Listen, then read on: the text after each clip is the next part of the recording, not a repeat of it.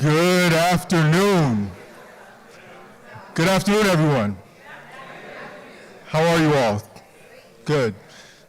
Thank you for joining us today for the second part of a series of conversations that Education Forward DC is hosting around the road to recovery, better than before.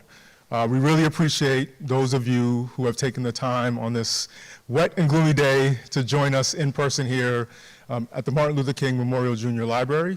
I also want to thank the individuals who have also logged on and are following along with this conversation on the live stream. We really appreciate the time that you're taking to continue to explore and unpack and hear more about how we can work together to create the schools in the city for the students that they deserve. Today we will spend some time hearing from school leaders as they think about and reflect on the latest results that have forced us to come to terms with the impact of the past 2 years on the students and families in DC. The PARCC data release was not surprising, but still an opportunity for us to reflect, listen, learn, and think about what this means for us as we set the terms around how we move forward together for the students and for the city. Today, we'll have the opportunity to hear from some experts. We'll start the conversation off by talking about the data more pointedly to take some lessons and hear more about what the data is telling us about the impact that the past 2 years have had on our students. Our schools partner, Shalini Shaibut, will lead the conversation exploring some of the PARCC results and giving us an opportunity to sit with the data and wrestle with some of the conclusions that it's forcing us to draw. After that conversation, we'll have the chance to hear directly from some school leaders. We'll have a panel conversation facilitated by our State Board of Education President, Jess Sutter, where she'll talk with leaders who have been working through the impact of the past 2 years and will give us some guidance and some thoughts on what this data means for the future and for the kids and for our city. And at the end of this conversation, we hope that you'll join us for some refreshments, some conversation. Looking forward to connecting with each and every one of you to hear more about what these past 2 years have meant for you, what takeaways you have after these conversations today, and what's still top of mind for you as we think about building the city that we deserve, building the city for the students that they deserve. So with that, I'm going to pass the mic to Shalini Shaibut, who will lead us in our first conversation exploring the PARCC data.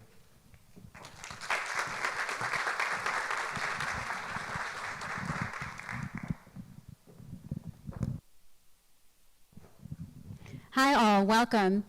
My name is Shalini Shaibut, and like many of you, I feel urgency about the sobering PARCC data that I'm about to share.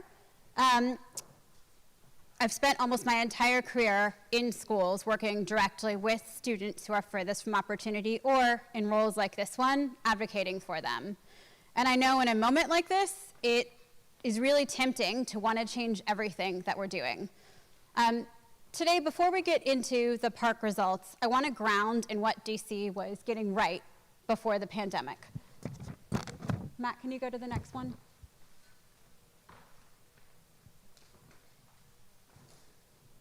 So this slide shows NAEP data, which hasn't yet been released post-pandemic, but I wanted to pull it up as we started this conversation to remind myself and all of us collectively of where we were in the path that we were on prior to the pandemic. We were not nearly, I think, where any of us would have wanted to be, but DC was on a really positive trajectory.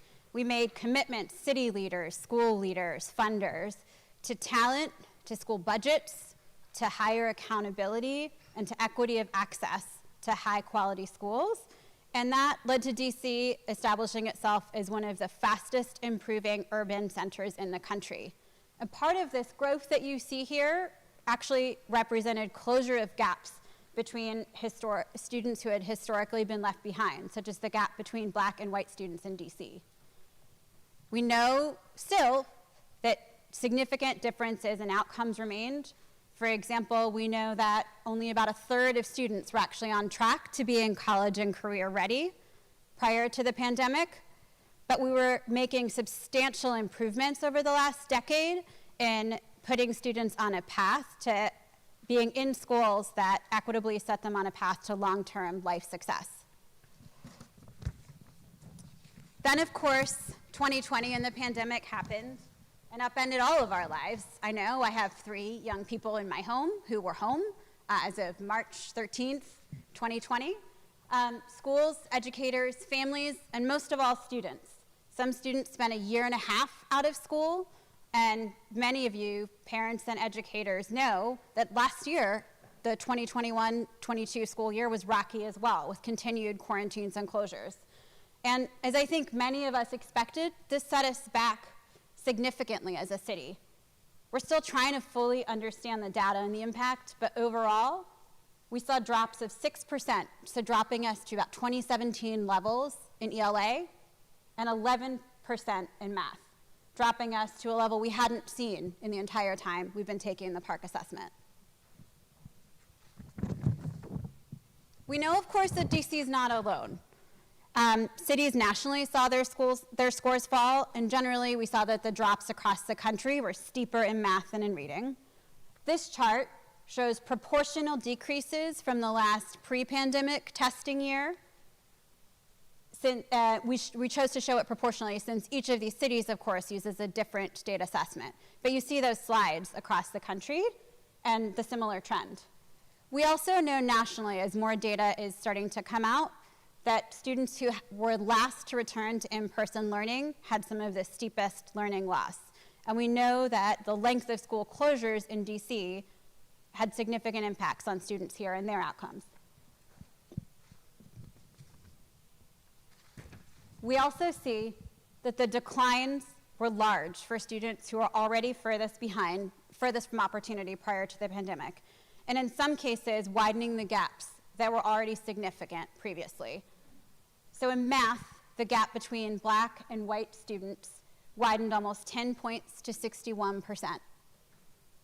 We also see that students furthest from opportunity suffered learning loss that was a much bigger share of where they were pre-pandemic. Black students lost half their pre-pandemic performance, and students who were designated as at-risk lost more than half of their pre-pandemic performance levels.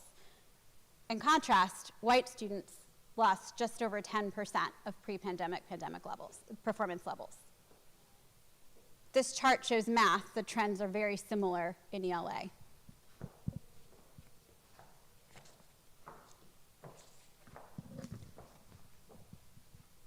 This trend, just as we see on average worse outcomes for students furthest from opportunity, continues at the school level. So we see that schools serving higher numbers of these students also had lower outcomes on the assessment. On this chart, each dot represents a school. As you move to the right, where schools have higher representation of students designated as at risk, so those are students who are receiving TANF benefits or another qualifier for the budget designation of at risk. Overall school scores are lower. From these last two slides, it would be really easy to conclude that schools serving students furthest from opportunity cannot succeed. We know that's not true.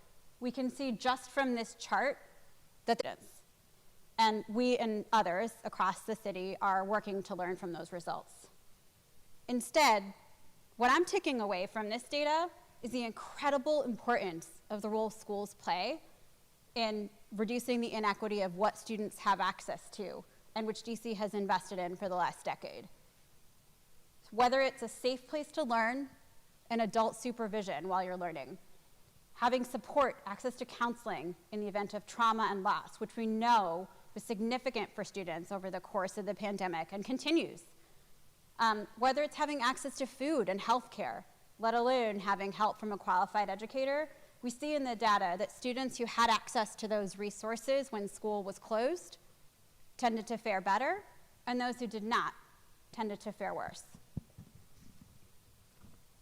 I want to share one more cut of the data before I start to talk about where we go from here, which is that when we look at our data citywide, more than half of students, 60% of students in math, and about half, 50% in ELA, are scoring at the basic or below basic level.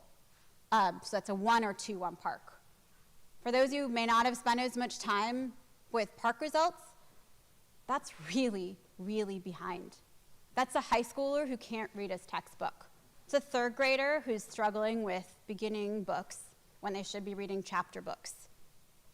to me, this data point means we need to think really big, and we need to think together, and we need to act collectively if we want to put students in our city on the trajectory that we want to be on. So, where do we go from here? We know PARCC is a lagging indicator. It gives us information about the impact of what happened for students as much as a year or two ago, maybe longer than that. We're starting to see in some other data some early signs that the citywide investments we've made in recovery and the hard work, especially of schools and educators, is starting to make a difference, and we may be turning a corner. This chart shows literacy data collected by our friends at Empower K-12, showing teacher-given, more frequent literacy assessments in early grades of elementary school. And you can see the upward curve of the data. We also see, when we look at data from pre-pandemic to post-pandemic, and here we've got two data sets. The one on the left is representing all students. The one on the right is representing students who we would consider the most vulnerable in that they have some kind of food insecurity, safety, or other instability at home. That student well-being significantly began to improve when students returned to school. And we know that that's associated with academic performance as well as long-term life success. So with that, I want to come back to what students are telling us, which is, I think, a core value of Ed Forward, putting students first. Some of you may have attended our last event where we heard directly from a panel of young people, and they talked to us about how they were overwhelmed and felt isolated during the pandemic, and how going back to school had its own challenges. However, they also talked to us about how teachers and leaders at their schools helped them get back into feeling like themselves and re-engaging with their learning. That brings us to today's panel. I'd love to bring up Jess Sutter, President and Ward 6 representative of the State Board of Education. Jess is going to lead us in a discussion with a number of school leaders who are going to talk to us directly about how they are making sense of this data and how they're responding. I know the data raises many questions, so to the extent you have data-specific questions, we'll have a Q&A portion. I'm happy to answer them if we're able, acknowledging we're still digging in and trying to understand all of this data that's come out. Thank you. Thanks, Shalini.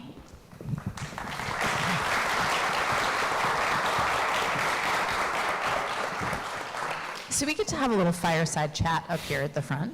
I'm going to start with some introductions of my colleagues up here on the panel, and then we're going to aim to keep this to be a bit of a flowing conversation. So I hope that folks will jump in, build off one another's comments, disagree where you think it matters, and then we'll have a chance to hear from the audience with some questions you have for the panelists before we wrap up our program today. So let me begin with some introductions, going from my left, things that even with a PhD and president of the school board, still can't get right. To my left, we have Corie Colgan, Chief of Teaching and Learning for DC Public Schools, Daniela Anello, Head of School at DC Bilingual Public Charter School, Hanah Nguyen, School Design Partner at Transcend, and Raymond Weeden, Executive Director of Thurgood Marshall Public Charter High School. A warm welcome for our panelists.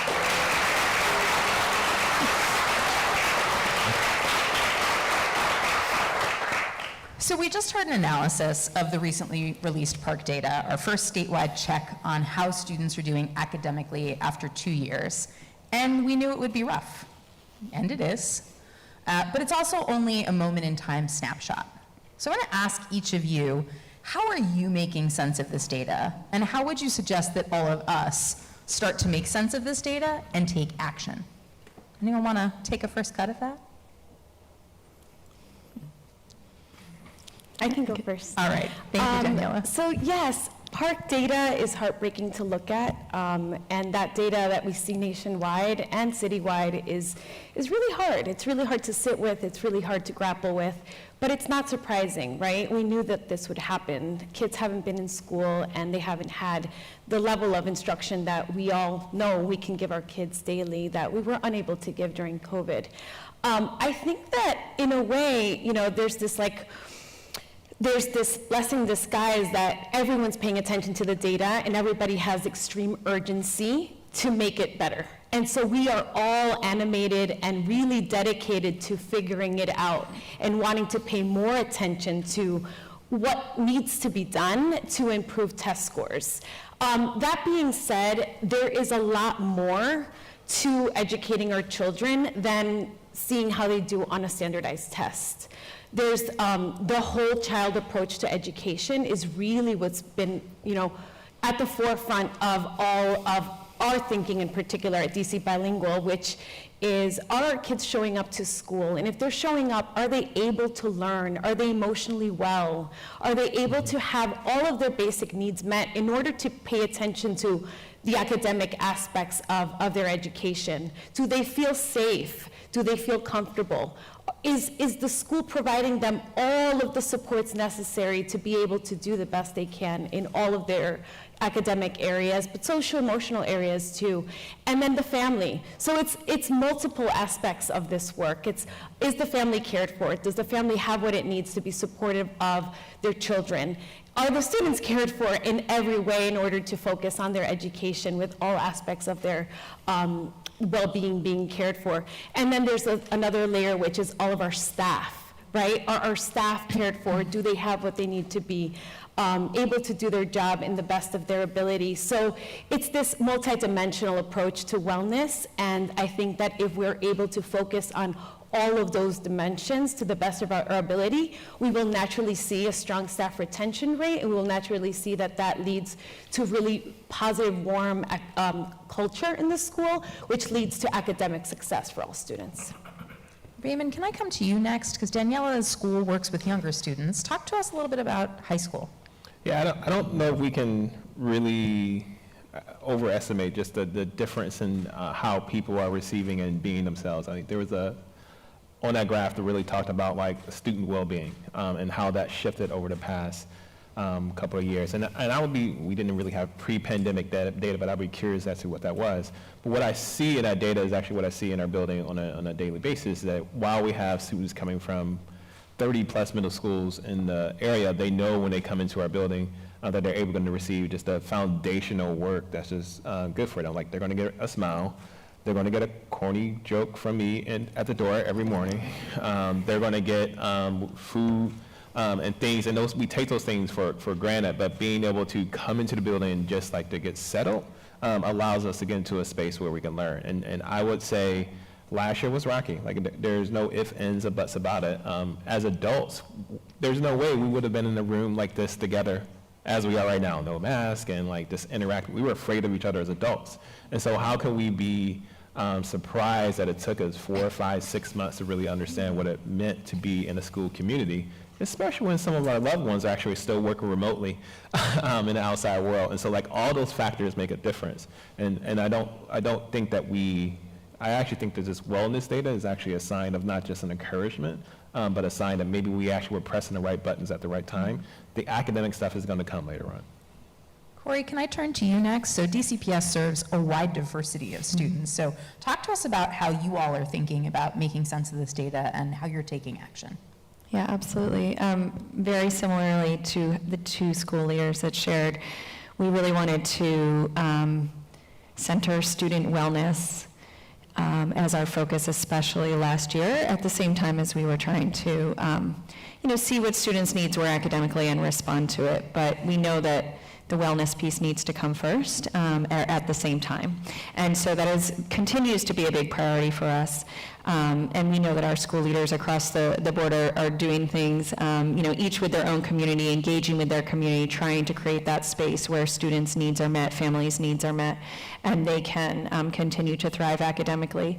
But I was very glad when we took a look at the data that we also looked at some of the trends prior to the pandemic. And while the data was very discouraging, it was also, as said, not a shock. It was what we were expecting, but I really like to concentrate on the progress that we were making prior, because what it tells me is that we know there are many things that we know how to do well, and we need to reinforce with our educators, our school leaders, our students and families, like, there are things we know how to do well. We need to continue to double down on those things, while at the same time opening our minds to, okay, what could be new and different? How can we do this better? And so it's kind of this space that we're in of trying to reinvent in some areas while not losing sight of and letting go of the things that we know were working, and continuing to double down in those areas. Yeah, I appreciate that because we know where we were pre-pandemic, not simply reinventing the wheel and suggesting that everything has to start from a different place seems important. But I want to ask you, Hanah, a little bit about the work that Transcend is doing with schools, because I'm not sure if everyone in the room is familiar. Tell us a little bit about what Transcend does with schools, and how you're thinking about this data and taking action within schools. This data is actually very, very near and dear to my heart, because for the past 17 years, I've been an educator in the classroom. The data that you see above you right now is actually my student data from last year as well.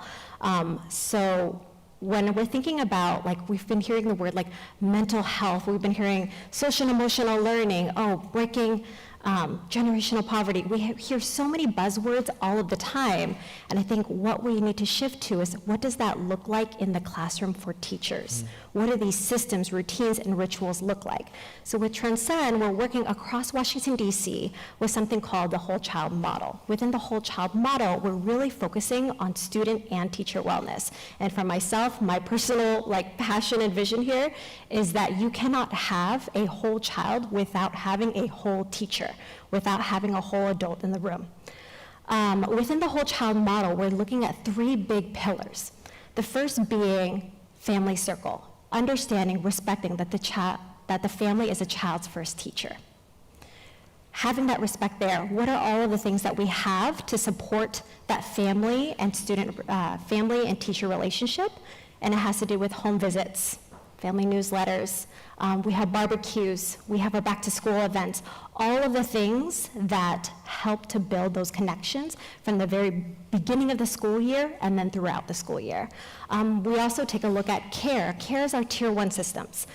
Within care, it's compassion, assertiveness, routines, and expectations. Within care, we also have a set of routines and rituals that help teachers in the classroom set up systems in which to build that connection, to build belonging, such as strong start in the morning. So students, as they walk in through the door, you might give a goofy high five or a dad joke, whatever that may be, but a greeting as students enter the classroom. There are visuals throughout the entire school day to help students walk through the school day to create that predictable routine and procedure. To have that strong start to build that community within the classroom. And then last but not least is a structure called Boost. And Boost, understanding that all students are different, and so therefore understanding that behavior is communication, and we have systems in which we address student behavior, and understanding that whole child. Thank you.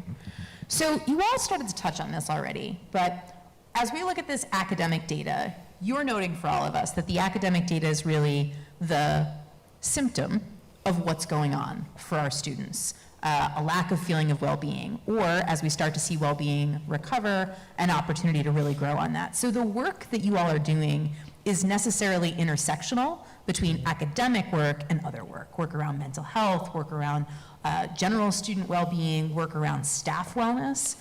Talk to us a little bit about what you're doing right now. Hanah kicked us off really beautifully with some of the routines that the Whole Child Model is building in, but what are some bright spots in the work that you're doing in your schools that has that intersection of academics and all the other things that we know are important for young people? What does that look like for you right now in your schools? Corie, you're nodding. You want to jump off and kick us off here? Sure, I'd be happy to.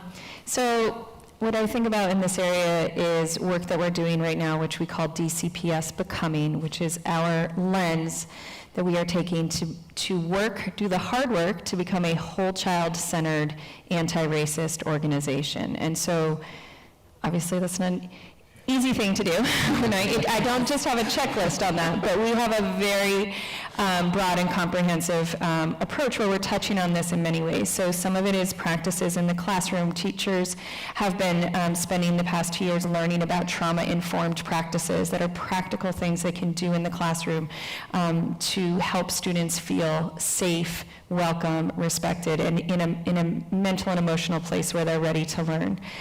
We have launched what's called Anti-Racist Educator University. We're in year 2 of that, where teachers have been coming together, one, to hear from amazing external experts around anti-racist education and what that looks like, all different areas of focus within that, and then meet together in professional learning communities to talk about how can they apply these learnings in their own schools and classrooms. Connected to that work, we have been doing race and equity audits of our curricula across content areas to make sure that our students are feeling celebrated and recognized throughout the curriculum, that they see themselves, that we have windows and mirrors, and that there's a high bar across the board, because we know holding high standards of academic excellence is a critical part of anti-racist work as well. So these are just a few of the things. We have, on the whole child side, also added a lot, with the support of the city, been able to add a lot of mental health professional supports to our schools. We launched we have a team of high school students who are serving as mental health ambassadors for their peers and teaching us at the central services level what could we be doing better, supporting the leadership in their school in putting practices in place that will benefit themselves and their peers.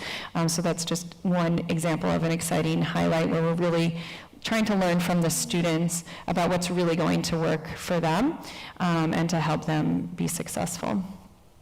Thank you. That sounds wonderful. The mental health ambassador thing in particular seems important, to sort of normalizing for young people that this asking for help and having access to it is really important. Yeah. Daniela, I'm going to turn to you next, because you pushed us really hard when we were preparing for this panel to make sure that we remembered to pause and celebrate the wins and the bright spots and keep an eye on that. So tell us, what are some wins, what are some bright spots? So at DC Bilingual, we had the highest PARCC scores we've ever had in the history of our school. And it was a celebration. Thank you. We saw growth in all areas for all students, in all of our demographic areas, and this was exciting and wonderful and celebratory, of course. At the same time, we go immediately into what we need to do next and how do we ensure that we keep growing and keep ensuring that all of our kids are doing as best as they can.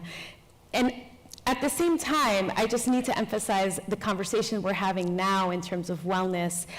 We made wellness the theme for the entire school year last year. We told ourselves that we needed to be well ourselves, the adults in the building, and if we were well, we were going to ensure that our children were getting the best the best wellness experience that we could give them, and the caregivers would do the same. So it was a priority. We budgeted for that. We talked about it at every single meeting we had. We made sure that we stuck to the commitments we made when we said we're going to do wellness initiatives. What should those be? We had committees that focused on how to review proposals for adult wellness initiatives, and other committees that focused on how to review proposals for student wellness initiatives, and we followed through on all of the proposals that were selected as initiatives that we should try to improve the wellness of our school community. We made sure that our staff felt that they had flexibility to take care of themselves and their needs outside of the school setting. So there were no questions asked when people needed to take a day off or come to school later or leave early. We all did what we needed to cover for any staff who was out. So all of us played all of the roles, and we were very gracious about that because it was what everybody did. So we were all a community together in support of one another. And then in terms of the family supports, all of the food expos, food markets and distribution of food made a big difference. We sent dinners home, that made a big difference. We made sure that there was fitness opportunities because we know physical wellness matters as well. So we had a series of opportunities where anybody could attend a variety of fitness classes at no cost, and this invited students and adults, so staff and caregivers. We also made sure that mental health supports were in place for both students and adults. And so it was basically like wellness is the theme that really unites every single person. And we were committed to ensuring that all of the conversations and all of the priorities were centered on that. And so when I celebrate the test scores, it's, you know, not a surprise that our students did well. We were all in on it. And one more thing, a silver lining about virtual learning. Families for the first time were able to see how teachers interacted with students, like for the very first time. They were like, oh, wow, that read aloud is so amazing. I was engaged. Ooh, that activity was so fun. I tried it too.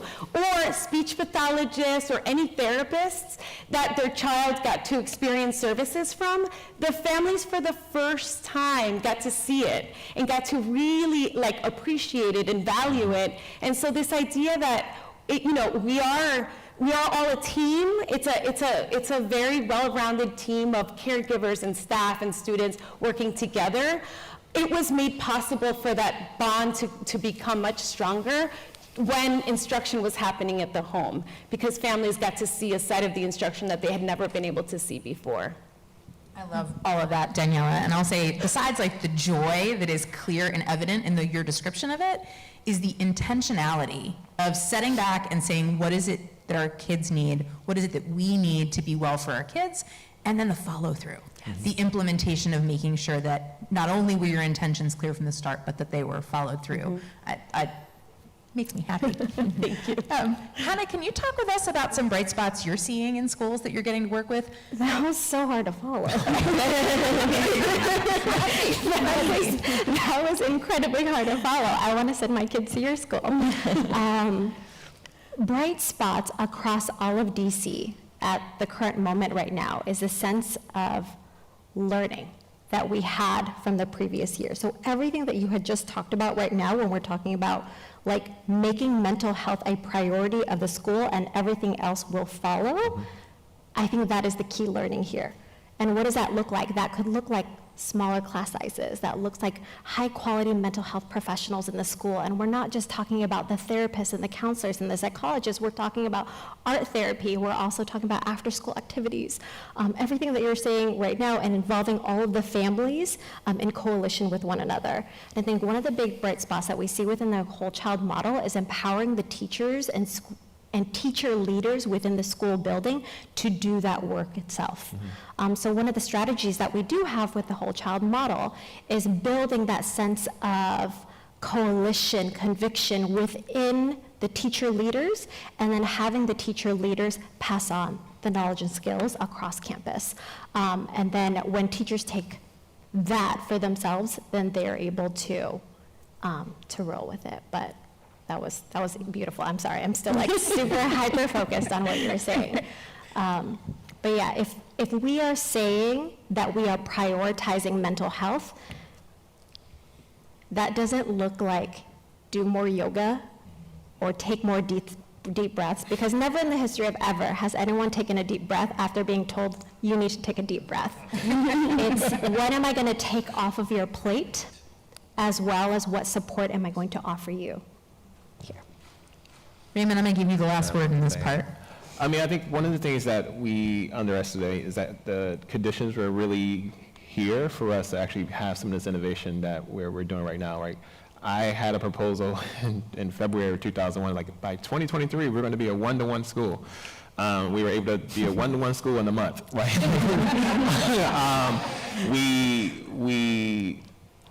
I think about the work that folks did to advocate for the school nurses to be ready to take on things, or to advocate for out-of-school time to be ready to take on more work, or even just advocate for just a different type of learning for the adults, for us to take time and listen to our students and hear what they wanted to do. And I don't know if we would have done that if we weren't forced to as quickly as we did. I may have received 2 emails from parents before March 2020, but then when we flipped and we went to everyone who's on the payroll is going to take 6 to 7 students who we're going to call every week to make sure they're doing okay. Like, we get emails, phone calls, texts now, like on a consistent basis at a high school, and so it's actually changed the way in which we engage with one another. I think changed the way in which we learn to respect our families and our students, and actually just address things in a different way. I think the last thing that is true is that, and then this is one of the points that I think we glossed over, is that the acceptance rate or getting into college, like, is pretty close to the same, right? And so even with all of the bumps and bruises and things that are happening in the city, we still have figured out a way, whether it's SAT option or not, how to get young people into college. And I know most of the high schools in this area are also supporting them through college and are still working with the alumni. And so when we talk about bright spots, I think some of this is actually, like, for once, maybe the education and community and the city as a whole, we actually had the same common enemy. And so we were able to address it head on and really, like, think of a different way of doing things. We're never going to go back to what we were in 1920, and I actually don't know if I want to. Because, like, that would mean I was not in one of school and all those other things, but that doesn't mean we can't learn from all the bumps and bruises that we have. So I'm realizing I made a terrible moderator error. Didn't bring my cell phone up with me, and I don't have a watch on. So can someone give me a time check, please? 4:49. Aha, we are still on track. Excellent. Thank you all. All right, so I have one last question for the group, and then I'm going to turn it to the audience for questions. So start getting your questions ready. And for the adults in the audience, we've got some young people in the audience. I'm going to defer to them first. So if you get some questions that don't get to you, that's okay. We'll be around at the reception afterwards to have conversation. So everything you just described, both the work that's going well and the work that's not going well, you're awesome, thank you, Shalini, it requires resources. And you've got a lot of people in this room who have influence over resources. President of the State Board of Education has no influence over resources. She does have a very big voice, though, and is very happy to use it on your behalf. But you got other folks in the room who are advocates, who are policymakers, who have that voice. So with this room full of people who can advocate for you and for the students and families you serve, from a policy perspective and from a resource perspective, what do you still need to help your students and their families in this time of recovery, both academically and in all these intersectional ways? Don't all jump in at once, but whoever wants to go first, we're ready and listening. I'll go first. I'm going to start with patience. That doesn't cost anything, but it actually probably does cost something in terms of your political capital and your the energy, the conversations you have in your neighborhood, the conversations you have at a dog park. What we saw from when PARCC started, or I'm old enough to remember DC Cast, that this takes, this takes time and learning and figuring out how to do that. I think the other thing that we really should really think about doing is when we learn how to disaggregate the data, and that's a whole nother topic, is really start thinking about, like, how we're serving our students with disabilities, how we're serving our Black boys, because no matter how you shake it, those are the two groups of students who just, like, it's not growing. And we can pretend all we want, but it's just not growing in until we really are thinking through, until we ask those students and their families what their need, we're going to be walking around the circles. Mm-hmm. Yeah. Oh, go ahead. I just want to second what Raymond said, and we're friends, and we sit with other friends, many of whom are here, talking about this a lot, like thinking through, what do we need? How do we do this better? How can we serve all of the children? And our special education children come up to the top of our conversations regularly because we're not doing enough for children with special needs. We need to learn more about what it takes to educate all of our children. We need to provide the programming, the scheduling, the services that work better, more efficiently, and more differentiated for all types of learners. And there's some schools know how to do this and know how to do it well, so let's learn from the schools that are doing that already, and let's be vulnerable. Let's open up, be vulnerable in the space, ask questions. We realize that there's a big difference between heads of schools that have been educators and heads of schools that haven't, and it seems like those that have been educators get it a little bit more in terms of like how we have to be teachers, and everyone has to be teachers, and we all have to be in classrooms observing instruction, understanding what the data is saying, and recognizing what strategies are needed to ensure that everybody's making growth. I also, in terms of like policies and funding and things that we need, our buildings are probably the cleanest they've ever been now than they were in the past. Like, there's soap dispensers everywhere, and hand sanitizers everywhere, and Clorox bleach wipes everywhere, and we're paying attention to how often we wash our hands. We're paying attention to how we use water fountains so that we're using bottles, fillers, and not putting our mouths on the fountains themselves. So all of that funding that went to helping us have really clean, safely operating schools, I wouldn't want it to go away. And all of the funding that went to support the mitigation strategies to ensure that we reduce viral infections in the school, regardless of COVID, remaining strong or not, there's still viruses everywhere. We need to continue to be clean and safe, and we should keep those things going, right? We all learned how to do a little bit more, be a little bit cleaner in our practices, and I think all of the funding that helped to make that possible should remain consistent. And at the same time, mental health supports, we can't say enough about that. Having social workers in all of our schools and providing mental health supports for all of the adults working with students, as well as the students, as well as the families, I think is essential. Yeah, I was going to say that to me, I think a lot, again, about this balance of there are things that we know, or people somewhere know. There's expertise, right? We've learned a lot in DCPS over the past few years about, for instance, applying the science of reading in our early literacy classrooms, and we've started to see tremendous gains because of that, and really thrilled with that work. So in places where there's really great research behind, how things work, we need to double down on that and get support in getting that research and that expertise to all of our educators. And sometimes that takes time or money or thinking creatively about teachers' schedules or educators' schedules and that kind of thing. And so that's on one end of the spectrum, and I really agree with you about special education. That's another area where we need more expertise as a community, I think, in that area. And perhaps special ed is somewhat of an example of this. There are other areas where we really maybe it doesn't exist out there, the answer, and so I think in those places, or those areas, we need the thought partners and the ability to think outside of the box and try new things, and we need the support, and the kinds of support for that, again, can be fun.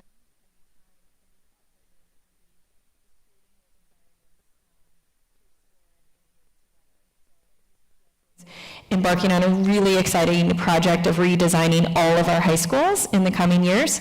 And so we have a lot of individual school leaders and teams and students that are going to need a lot of support in thinking about, oh my gosh, the world is out there. What is it that we want to do in our school that is new and innovative and is going to change that experience for students to make them really excited and engaged in school, but also, incredibly successful academically and prepared for college and career and civic engagement, so there's just so many opportunities there that I think perhaps if we keep that balance of the expertise as well as the open-minded and innovation, we'll be able to achieve that. And I really loved Raymond's example with the technology, because there were so many things that we've held onto for so long in education, it just has to be this way, and then all of a sudden everything was out the window, and a week, right? And so it showed us that we can rethink things, and we don't always have to do things the same way.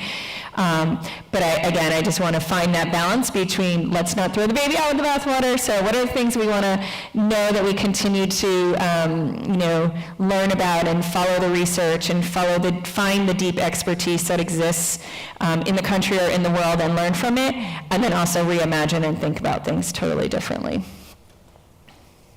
Any other thoughts on policy, resources? Hanah, anything to add? Just one small final thought here is, if you were to walk away with anything from what I was saying, it is when our teachers are well, our students will also be well. I think about like the teacher hats, the many, many hats that teachers have to wear throughout the entire school day, as well as how thin they can be stretched at times, right?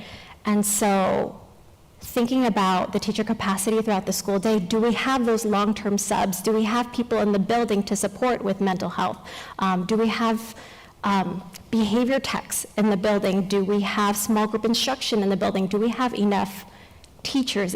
And I don't want to say just bodies, but like high-quality mental health professionals in the building to support both the teacher and the student. Thank you for that, Hanah.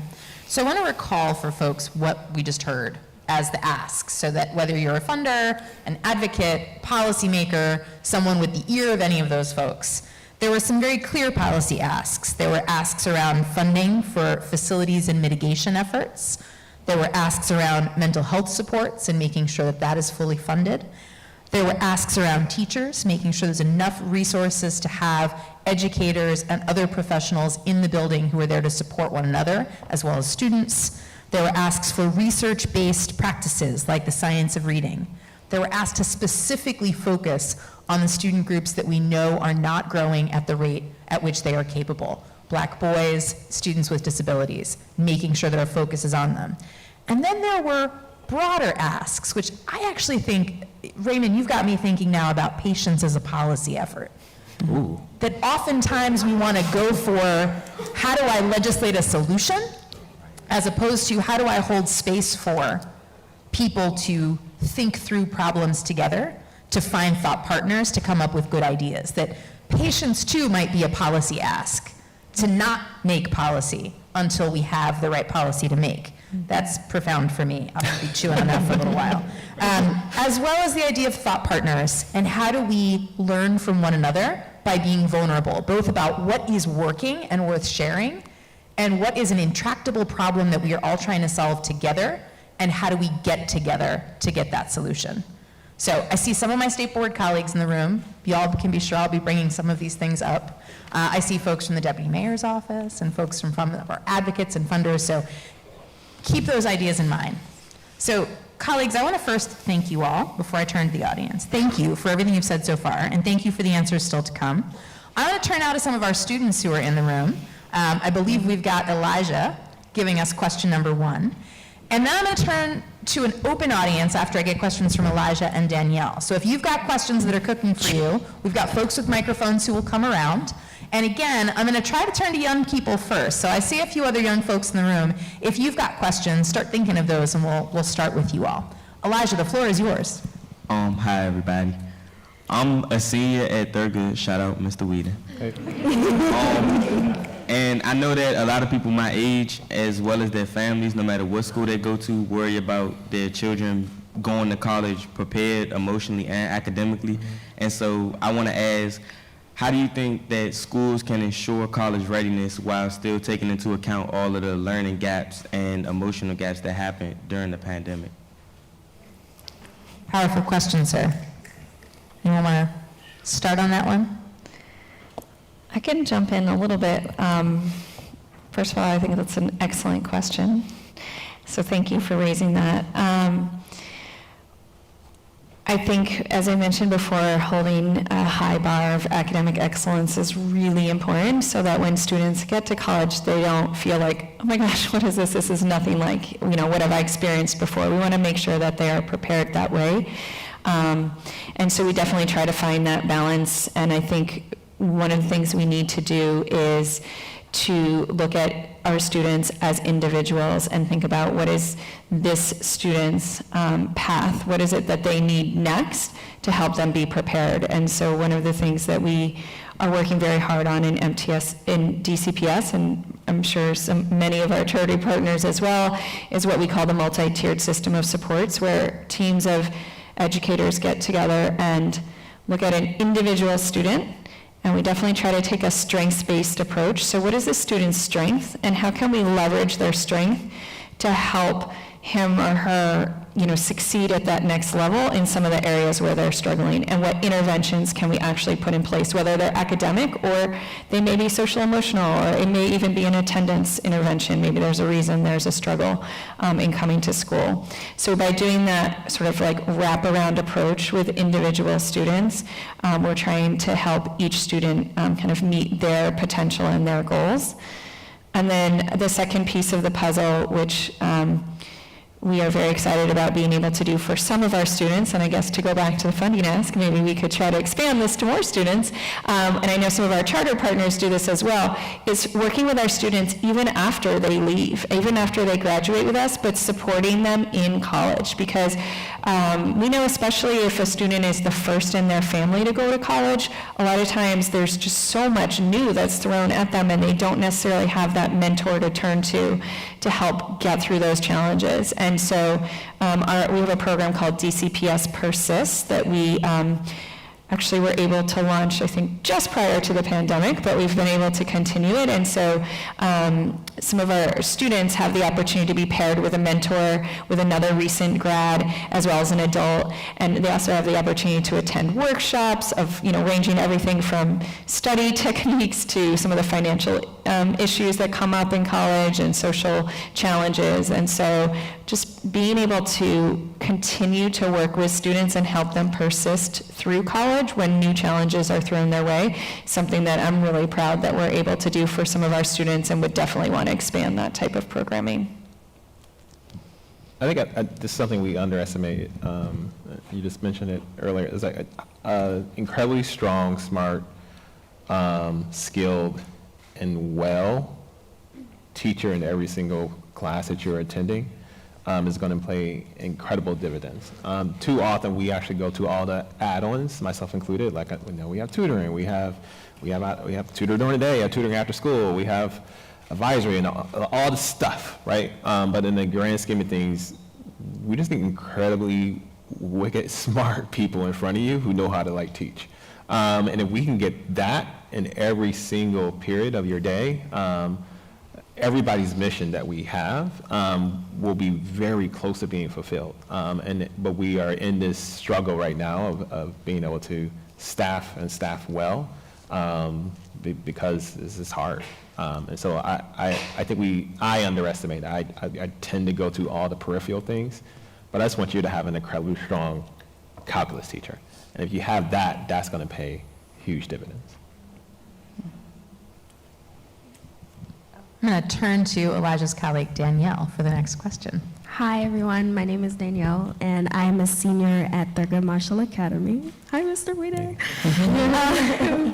So I work for the Youth Justice Program in the Mental Health Division, and we're focusing on some of the mental health problems happening in DC schools. Ms. Hanah, you mentioned that you have some systems in place to help students' behavior. What are some of these systems, and how do you approach a student you believe needs mental health coaching? Yeah, that's such a great question. And I'm so glad that you're in that program as well. That's the future there. The center of Whole Child is making sure that students feel safe, loved and valued, and that they belong. A big part of that is also helping students to understand their own sense of identity and self-reflection and understanding their own emotions, having the emotional vocabulary to express the way that they're feeling. A part of what you had said earlier was about colleges, right? And if we think about colleges today, it's not just your GPA or what you're involved with, it's the whole package, Like, what are you doing outside of school? What are you doing in school? What are you interested in? What makes you like a unique individual that stands out from the rest? And it sounds like a ton of pressure altogether, but like within that whole child model, we're thinking about like self-reflection, finding pause. And if there is advice I can give to any teacher at this moment is slow down in order to speed up, finding that depth rather than doing all the things and like not doing that well or prioritizing in that sense. And so when teachers, and I'm sure like you guys can probably like think of like your example at the top of your head, who's your favorite teacher? And you probably think to yourself like, oh, it's the person that I connect with the most. It's the person that understands me, that takes the time to like get to know me. Like what if I told you that like that could happen at every single school from preschool all the way to high school? Again, the number of connections that you have along the way could build that sense of identity, but also like that sense of like self-worth and affirmation. My next question, how would you address the mental health side effects of the pandemic that are affecting students, participants in the classroom? So we know that majority of, based off the program that I'm in, we've surveyed many students in DC, and we saw that majority of the students heavily affected by mental health issues or juniors and seniors, because they have to like deal with the pressures of being a junior and that's your most important year, or you know, getting into like the feels of going into your college years. And that could be like a really big thing, but I haven't seen many resources in school that would help students like take that big step into their next chapter of life. These are actually questions that Danielle brings to my office on a daily basis. So I'm gonna note that when Danielle and I were talking earlier, she hadn't yet finalized her question. So this is one that she baked while we were all listening here, which tells me Danielle's thinking about this a lot. Who's got answers for her?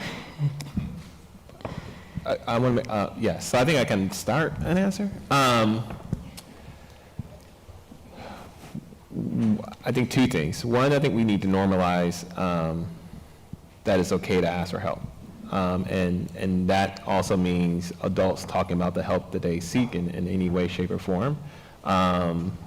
Say that I'm a client, like I am a client at the Went Center, I'm just naming that. Like I do that purposely because I think I want to normalize that as much as possible. I think the second part of your question though is like as juniors and seniors are getting ready to prepare for college, we as a society are adding another layer of stress on the fact that they have that and they're about to quote unquote leave their home as they know it right now. And some of that may go back to the adults need to slow down and think about why are we ratcheting up the pressure in the way in which we're ratcheting up the pressure? Because in the grand scheme of things, what we really want you to do is go to a school that is going to do all of those things we just talked about, that's going to recognize you by your face, name, love you for who you are, have space where there's other people who are incredible, and so that you can learn. Mr. Mitchell on our team calls that your best fit school. Your best fit school may not be the school where you need a 4-digit SAT score, but it may be the school that is like 2 hours away that is really going to serve you well. And so some of this is that as adults we should value and encourage and make pathways for students to go to school, but we shouldn't dangle it as if it's like a trap, I think. So I'm getting a time warning that says we've got just a couple minutes left. So I'll take one more response, then I'll take one last question. This is not my response. I'm going to actually pass it back over to our students. Like you've heard a lot of things that adults are doing right now and putting into place. What do you guys think? If you were to answer your own question. One thing that stuck out to me while you all were talking was when you talked about the bright spots that you saw from pandemic learning. And as a student, I know there's some things that I definitely liked more virtually Like the fact that we had asynchronous days, even when we came back for our 11th grade year and it was hybrid for a little while, we had a day where we didn't have to come into the building and we could sit back and work at our own pace. And I was just wondering if any of those things, would you consider moving forward into further school years, putting those things into practice instead of kind of shifting all the way back to how we were before?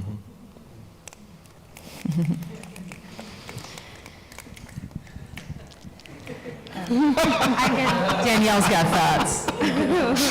I'm sorry. So Ms. Hanah mentioned about her programs that she's putting into place, and I really like the fact that she was making them more accessible to parents as well as teachers, because she also mentioned how teachers are being under a lot of stress because they were also affected by the pandemic and having to transition back and forth between teaching in person, virtually, and back again. So it's just really something that I like. Thank you. Got one last question over here. Can we grab a microphone for the gentleman in the second to the front row here? All right, tell us your name, sir. My name is Ayatunde Jiko, an AO for short, and I go to MLK Tech. And my question is, there's been a lot of pros and cons for COVID, like you guys showed in this presentation. Like an example of that is like Ms. Diana, in our school, like the PARCC score increase, and I think our school is like a bilingual school.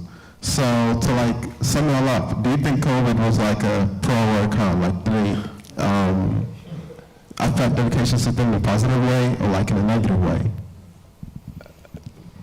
My favorite thing about the state board is when students come speak to us, because they never ask easy questions. So what do we think, panel? Pro, con?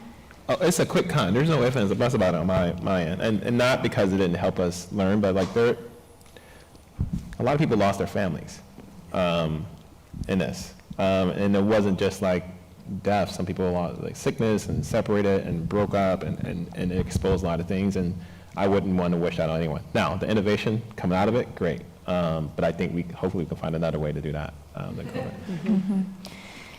Yeah, what I liked about your question is the spirit of like, we need to learn from what was good, like look at the positives that did come out of it. And I agree, like there were some, well, one, I think it just made us, as I said before, like realize we don't have to always do things the same way.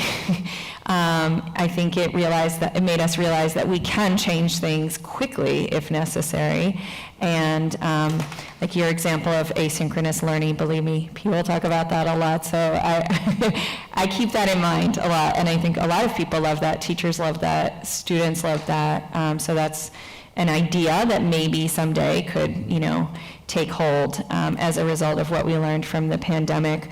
And I think that although I'm sure every single one of us before the pandemic would have talked about the importance and the primary importance of relationships and student well-being, I think we all took that to a much higher level because of the pandemic. And like relationships, warm relationships in school buildings, we just see as absolutely critical and fundamental every day in all of our schools. And that has just really centered in our work now. And I think that's something that really we took away from the pandemic. So that was a positive. COVID was devastating, continues to be devastating. That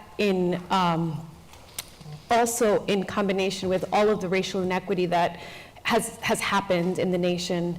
And it's caused so much trauma in so many ways for so many people. And I think that we're currently seeing the effects that all of this trauma and hardship has had on everyone, right? On ourselves, our families, our students, our caregivers, our staff. And there's still surprises that are going to be bubbling up to the surface that we haven't even noticed.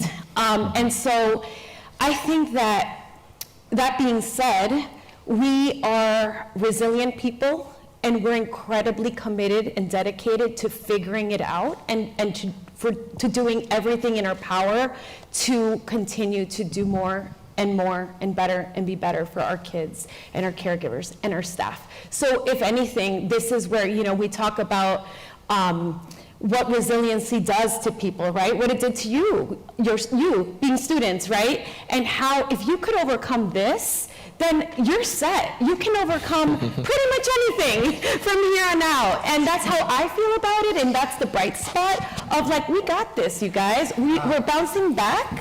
We've got it. We're going to keep going. There's no stopping us. And if we have one another to help us through it, then we're going to be okay. Oh, and one more thing, bilingual education. Absolutely. I should have said this when we were talking about policy. Bilingual education works. Bilingual students have a double amount of span, bandwidth, cultural understanding, and empathy to relate to twice as many people as people who are monolingual have. So please consider turning your schools into bilingual schools or creating policies that do encourage our kids to have a leg up by becoming fully bilingual in more than one language. If you want to learn more about it, just come and talk to me. Be happy to tell you about that. So Daniela gives us a perfect segue to move towards gratitude for the fabulous questions from our students. So a round of applause for our students. And my sincere gratitude for the thoughtful comments from our panel. Thank you all for being with us today and for sharing your wisdom. Thank you. Now I get the honor of passing off to close out the program to Reverend Dr. Kendrick Curry to close us out and to send us off to our reception.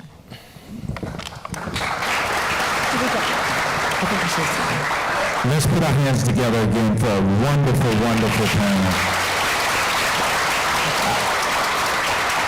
I just so want to thank Raymond Weeden from Thurgood Marshall, Hanah Nguyen from Transcend, definitely Daniela Anello from Bilingual, and then Corie Colgan from DCPS, Chief of Teacher and Learning, and beyond the moderator with the most, I would say Jessica Sutter. Let's thank them once again. Let's thank them once again. You know, I'm so grateful that each and every one of you had privilege of just coming out tonight and hearing from some amazing panelists, but let's not forget some wonderful, dynamic, amazing young student leaders that asked some tremendous questions. And I, if you don't know who I am, I'm Reverend Dr. Kendrick Curry. I am the board chair, proud board chair of Education Forward DC. 2 snaps for that. And I am just so grateful that we've had the privilege of just coming together and having some dialogue around this whole piece with regard to COVID recovery. We're seeing what best practices and promising practices can be put into place, and we have our students to help inform us. But I'm also here at a great time. This great time that I'm here for is to announce a transition in Education Forward DC. Education Forward DC has been a great organization and one of the lead organizations for education in the District of Columbia. And now, you can put your hands together for that. We have always looked at helping students chart their path and begin to be the best that they can be and thrive accordingly. And I want to share with you that now we have a new CEO in BC, Oyedele, and he, stand up BC, come on, stand up. BC,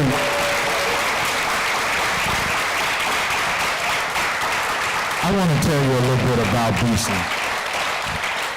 And because he didn't do it himself, he didn't share whatsoever about anything about himself. I want you to know that our new CEO is a teacher, a principal. He's an exceptional leader with deep expertise in grant making, in education innovation, in organizational leadership, and he has at his heart a mission of accelerating change and creating high-quality, equitable schools for every DC student and family. Put your hands together. Come on, we can do better than that. For DC. DC has worked with our grantees, he's worked with our partners, ed leaders, and he was previously our managing partner at Education Forward DC, and now he is one of those that will assume the helm of education. Actually, that was last week, right? Last week. He's a week old, y'all. He's a week old in the CEO position. So put your hands together for DC Oyedele. I would be remiss if I didn't let you know that BC got a smooth handoff from one of the most amazing leaders, I think, in the District of Columbia. Mara Moreno, would you please stand?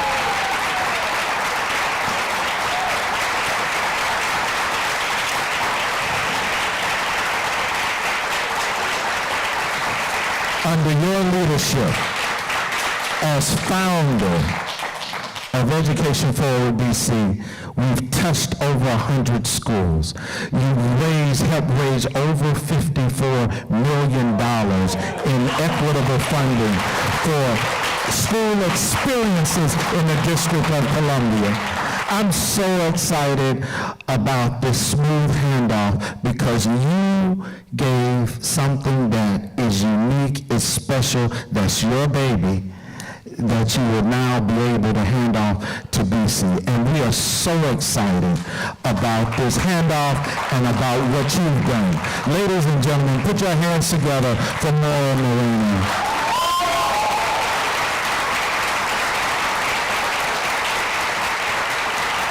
Mara, you're such a friend, you're a wonderful leader, and we look forward to hearing from you more in the District of Columbia. Education has not lost you, and you will be active and operative and energized with regard to doing great things. Well, my time is up. I know I stand between you and some of the social lubricants and as well as those things that will help you nourish your bodies. I am so grateful for each and every one's attending, and I want you to think about this. Over the last couple of years, we haven't had opportunity to mingle and connect. I want you, before you leave this place, to connect with someone that you may not have seen in a while and that you may not even know, because we're all in this together. And I'm so glad that we have the privilege of being able to gather together, some with masks, some without, but in one place at one time to celebrate the goodness that our kids are going to do, what they're going to do in the future. So put your hands together one more time for our panelists, for our young people, for our new CEO, and certainly for Mara Moreno, our outgoing CEO. Thank you so very much. And we have some food that is ready for you and some social lubrication as well. And we are just going to have a great time. Enjoy and have the best day in the world. Take care. Good night.